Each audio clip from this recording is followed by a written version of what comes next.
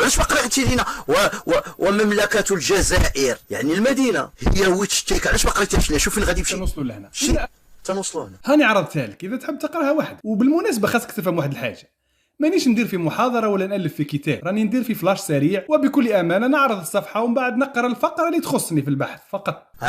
بل وقرا علينا ولا نعرفوا الحدود باش نعرفوا بان وجدوا واش جزء منك. لا احنا غادي نقراو حنا بنفوسنا. ها يا خويا قروها بنفوسكم، وحنا اليوم تلاميذ راح نوثقوا في قرايتكم. تفضل. اش قال لنا هنا؟ قراو سيدي معايا ياك، ها هي نقراوها ونترجموها حنا بالعربيه.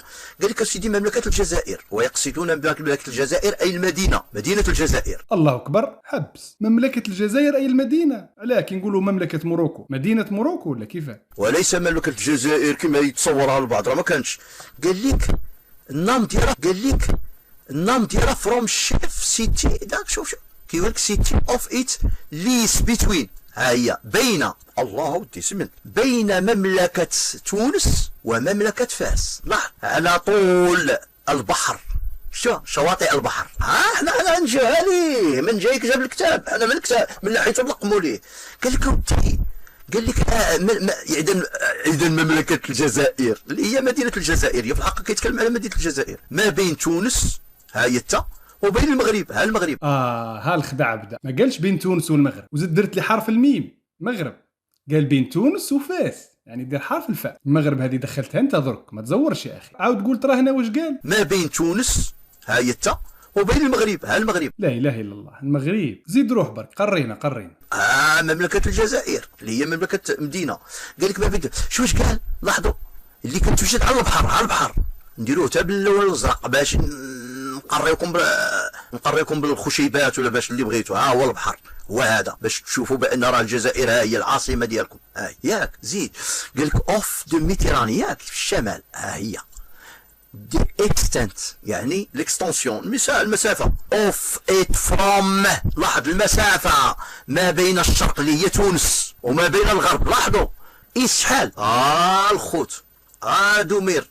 قول لنا شحال كتعني هذه؟ قول انت برك. كتعني قال لك شحال 240. ندير 240 مايل. وين تشوف فيها مايل؟ بمعنى 240 مايل ما بين هنا وهنا، يعني الحدود مع تونس والحدود مع المغرب. قلنا ما عادش تقول المغرب، قول فاس كيما مكتوب، لانه هذا تزوير. حنا رانا جبدنا كتاب عنده 400 سنه، خلينا نقروه كيما راه. كمل. 240 مايل. اخي من نيتو هذا يقرا فيها مايل، اخي مكتوب ليكس فرسخ يعني راهي مايل. وضربوا سيدي 240 مايل ضربوها في 1.609، هذا هو المايل. لان باش تعطيك الا ضربتيها هذه في هذه شحال غادي تعطي؟ هذا الكيلومتر، يعني المايل كيسوى كيلومتر و609. هذا الكيلومتر، هذا الكاف، وهذا المايل.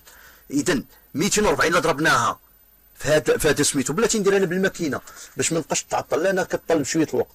نشوفوا شحال غادي تعطينا.